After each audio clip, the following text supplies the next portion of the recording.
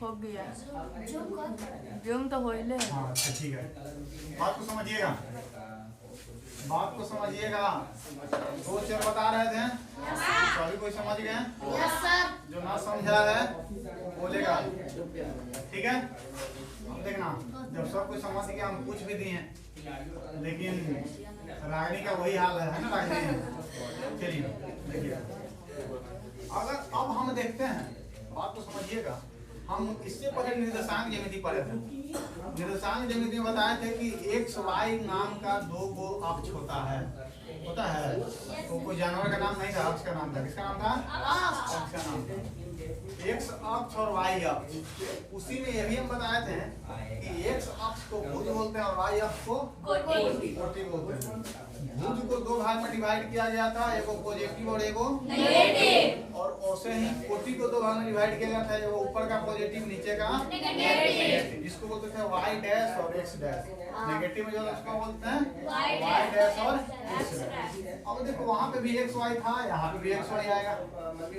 X Y आएगा तो x Y अगर हम दो चर का रैखिक समीकरण ले लेते हैं, एक बात को समझना, हम कहते हैं कि एक्स प्लस वाई बराबर 7।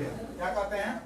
7। एक्स प्लस वाई बराबर 7। अगर हम एक्स प्लस वाई बराबर 7 कहते हैं, एक्स प्लस वाई बराबर 7 कहते हैं, तो 7 कहने का मतलब कि एक्स और वाई का जोड़ने के बाद जो आता है वो 7 है ना, है। यानी कुछ वैल्यू एक्स का होगा, कुछ वैल्यू किसका होगा? वाई का होगा। तो हम लोग संभावना व्यक्त करेंगे कि एक्स का वैल्यू क्या रखें कि वाई का वैल्यू, मतलब कुछ एक्स के वैल्यू पर संभावना व्यक्त करेंगे।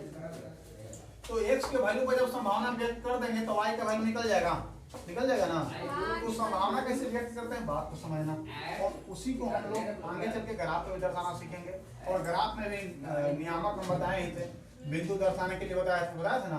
अब देखो, अगर किसी को डाउट होगा तो एक क्लास और उस पर ले लेंगे, क्योंकि बहुत सारे स्टूडेंट ऐसे भी थे जो कि ऑप्शन थे, त्योहार चल रहा था, दिवाली, छठ, दशहरा, ठीक है। चलिए बात को समझिएगा। एक्स वाई कहने का मतलब बाबू रे कि कुछ वैल्यू एक्स का होगा, उसके बाद वाई का वैल्यू ऑटोमेटिक निकल जाएगा। अगर आपको यहाँ पे बोल दिया जाए कि एक्स के मान 1 है तो वाई का मान क्या होगा? वाई का मान क्या होगा? तो एक्स का मान 1 बैठाएंगे, यानी एक्स प्लस वाई बराबर 7 है, तो एक्स का मान क्या बैठाना है? 1 प्लस वाई बराबर 7। तो 1 बैठाएंगे बाबू, तो y का मान निकल जाएगा, 1 पटी जाएगा तो 7 माइनस का हो जाएगा, यानी y का मान क्या हो जाएगा? कोई दिक्कत? इस तरह से हम लोग x और y का मान संभावित कुछ एगो का मान लेंगे, दूसरा का मान ऑटोमेटिक निकल जाएगा। संभावित मान कैसे लेंगे, बात को समझना। एगो हम ऐसे बनाते हैं कॉलम, और कॉलम बनाते हैं, इसमें हम लिख देते हैं यहाँ पे है x और यहाँ पे है y। बात को समझे, यहाँ पे है x और यहाँ पे क्या है? y। अगर हम x का जो मान है अपने मन से कुछ रखते हैं तो y का मान मेरा आता है कि नहीं, तो हमको एक ही के मान संभावित लेना, दूसरा का मान ऑटोमेटिक है। अब देखो, इस तरह से हम कहेंगे कि x का मान अगर हम 1 लेते हैं तो y का मान क्या जाता है? 6 आ जाता है। x का मान अगर हम 2 लेंगे तो y का मान क्या आ जाएगा? 2 लेंगे तो 2 में कितना जोड़ेंगे कि 7 आएगा? आएगा नहीं समझ आगे देखते हैं। देख, अगर x का मान क्या लेते हैं? 2, तब समीकरण मेरे पास क्या है? x प्लस वाई बराबर 7। अब बताओ x का मान कितना लेना है? 2, तो y का मान क्या आ जाएगा? 5। अब निकाल के देख लेते हैं, तो y बराबर 7 हम बताए थे कि पक्षांतर में, और जो हम असाइनमेंट देते उसमें पक्षांतर का रूल भी लिखा हुआ था ना। 2 को अगर साइड चेंज कराते हैं तो यहाँ प्लस से 2 कर जाके माइनस, तो y बराबर क्या हो जाएगा? कोई दिक्कत नहीं, तो 5 यहाँ लिख देंगे। अब बताओ, फिर x का मान हम लेते हैं कितना? 3। ऐसे कर करके हम मान ले लेते हैं, ठीक है, ऐसे मान ले लेते हैं। 3 4 5 6 कोई दिक्कत? बस करो बाबू। इतना खून देने का कोरोना भाग गया। अच्छा ना सर। बात तो समझे। अब देखो x का मान कितना लेना है? 3 लेना है ना। तो यहाँ लेंगे x बराबर 3, x बराबर 3, तो x प्लस y बराबर कितना है? 7। तो बताओ x बराबर 3 लेंगे तो 3 प्लस y बराबर कितना हो जाएगा? 7। तो बाबू रे 3 ऊपर जाएगा तो 7 माइनस, तो y बराबर क्या हो जाएगा? कोई दिक्कत है? यहाँ 4 लिख देंगे। अब बताओ x बराबर क्या ले रहे हैं आप? 4। तो x बराबर क्या लेंगे? 4। ये बताओ x प्लस y समीकरण मेरे पास क्या है? 7। तो x बराबर क्या लेते हैं? प्लस y बराबर 7। y बराबर क्या हो जाएगा? 7 माइनस y बराबर 3। कोई दिक्कत है? यहाँ 3 लिख देंगे। अब बताओ 5 है ना x बराबर, x बराबर 5 लेंगे तो y बराबर कितना हो जाएगा? और x बराबर 6 लेंगे तो 1। कोई दिक्कत है? ऐसा ऐसा कॉलम को भरने आ जाएगा ना। जब कॉलम को भर लेंगे समझिए कि आगे ग्राफ भी बना लेंगे। अब बताओ बाबू रे x को चलना है 1, तो y को कितना चलना है? 6 चलना है ना। अब देखो इसका ग्राफ कैसे जाएगा, बात को समझना।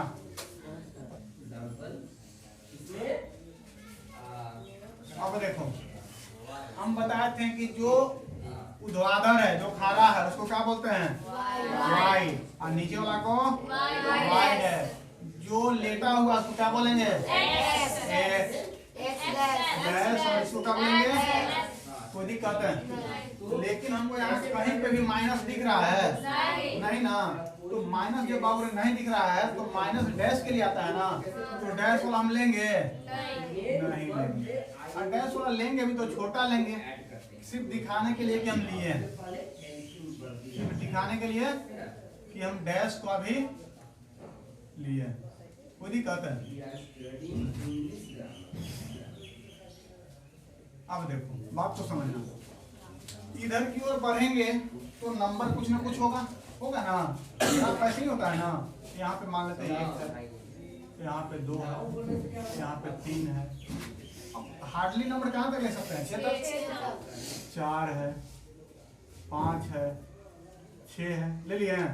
ऊपर में 6 ले लेते हैं। 1 2 3 4 5 और 6। कोई दिक्कत है? अब देखो अब पहला ग्राफ मतलब पहला वैल्यू कहता है कि x में कितना चलना है? 6 है। कितना चलना है? तो x किधर है बाबू रे? इधर की इधर? इधर है ना। ये तो x डैश है ना। इधर की ओर चलेंगे। अब बताओ अगर वैल्यू x में माइनस आ जाता तो माइनस आता तो हम x अक्ष पर x डैश की ओर चलते ना। लेकिन x अक्ष को वैल्यू मेरा क्या में है? प्लस में है। तो प्लस में है तो हम किधर की ओर चलेंगे? प्लस की ओर। तो ये बताओ x अक्ष को प्लस किधर होता है? यहाँ पे 0 होता है, कोई जानता है? तो x अक्ष को प्लस किधर की ओर होता है? इधर की होगा ना। अब बताओ इधर की ओर चलेंगे तो एक बात समझना, यहाँ पर कितना को चलना है? एक यहाँ चल दिए हैं, यहाँ से चल के यहाँ तक आ गए। अब कहता है कि y की तरफ कितना देना है? 6। ये बताओ y की तरफ 6 जाना है तो 6 हम y ऊपर की ओर जाएंगे नीचे की ओर? ऊपर की ओर। तो यहाँ से कहाँ जाएंगे? ऊपर की ओर ना। ऊपर की ओर चलते हैं। चले 6 के पास पहुंच गए। ये जो बिंदु हो गया, ये बिंदु को हम क्या बोलेंगे? 1 और 6। तो हम नियामक लिखते हैं तो क्या देते हैं बीच में? कॉमा। क्या देते हैं? कॉमा। कोई दिक्कत है? अब देखो इसको काल्पनिक लाइन से दर्शा देते हैं, हालांकि ग्राफ बनाइएगा तो उसमें सब दिया रहता है। अब देखो अगला देखते हैं 2 इसका। x में कितना चलना है? 2 और y में 5। अब देखो यहाँ से कभी भी चलेंगे तो कहाँ चलेंगे? 0 से। कहाँ से? 0 से। बाबा 0 यहाँ है ना, यहाँ से x को जाना है ना। 2 प्लस है ना, प्लस की ओर जाएंगे ना। अब देखो प्लस इधर है ना, 2 चलते हैं, 2 यहाँ आ गए। अब बताओ y में कितना जाना है? 5। तो y में ऊपर 5 है कि नीचे 5 है? ऊपर है ना।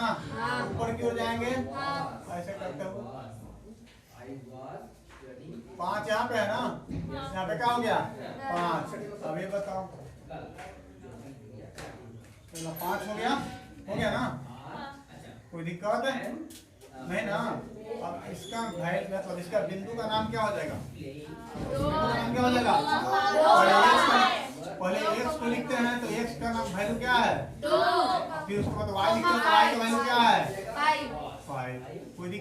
कोई दिक्कत?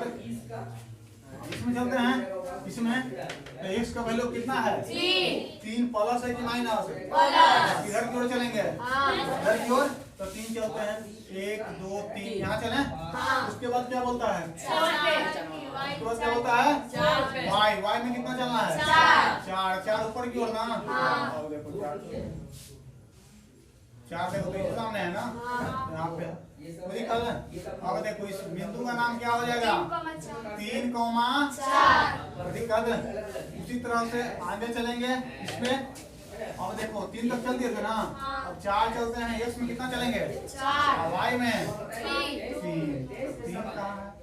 यहाँ पे कोई दिक्कत है? इसका क्या वैल्यू हो जाएगा? 4 और 3। अब बताओ क्वेश्चन चलेंगे इसमें, तो x का वैल्यू कितना है और y का वैल्यू 2। तो 2 कहाँ है बाबू रे? 2 यहाँ पे है ना।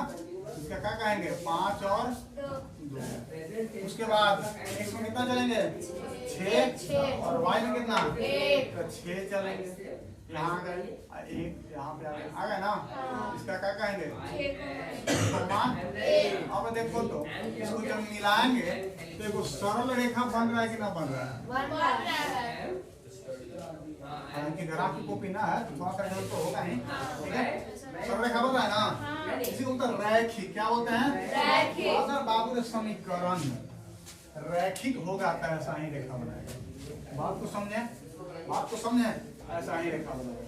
अगर पूर्णांक वैल्यू आने लगा तो ऐसा कभी होता नहीं है। जब भी इसका ग्राफ बनाएंगे तो इस तरह से रैखिक बनेगा। या तो कभी ऐसे बन रहा है, कभी ऐसे बनेगा, कभी ऐसे बनेगा। मतलब लाइन, बात को समझिए कि लाइन हमेशा क्या रहेगा? सीधा रहेगा। बात को समझे? तो अगर ग्राफीय विधि से देखा जाए तो जिस ग्राफ का लाइन सीधा बने वो कैसा समीकरण? कैसा समीकरण? रैखिक समीकरण। जिसका ग्राफ टेढ़ा मेढ़ा बन जाए रैखिक कहलाएगा? अगर ग्राफ से पहचानने के लिए बोला जाए तो जिसका ग्राफ क्या बने? सीधा, वो कैसा समीकरण? रैखिक समीकरण। कोई दिक्कत? कोई डाउट? अब बताओ जिसका बाबू रे घात जो है 1 हो, कैसा समीकरण? रैखिक समीकरण। इसका घात 1 क्या हो? 1 हो। अगर 2 चर का है तो 2 चर का रैखिक, 1 चर का है तो 1 चर का रैखिक, 3 चर है तो 3 चर।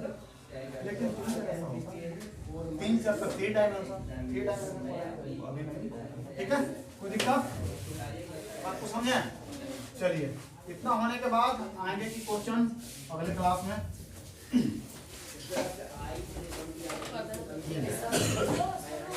अब देखो आप लोग का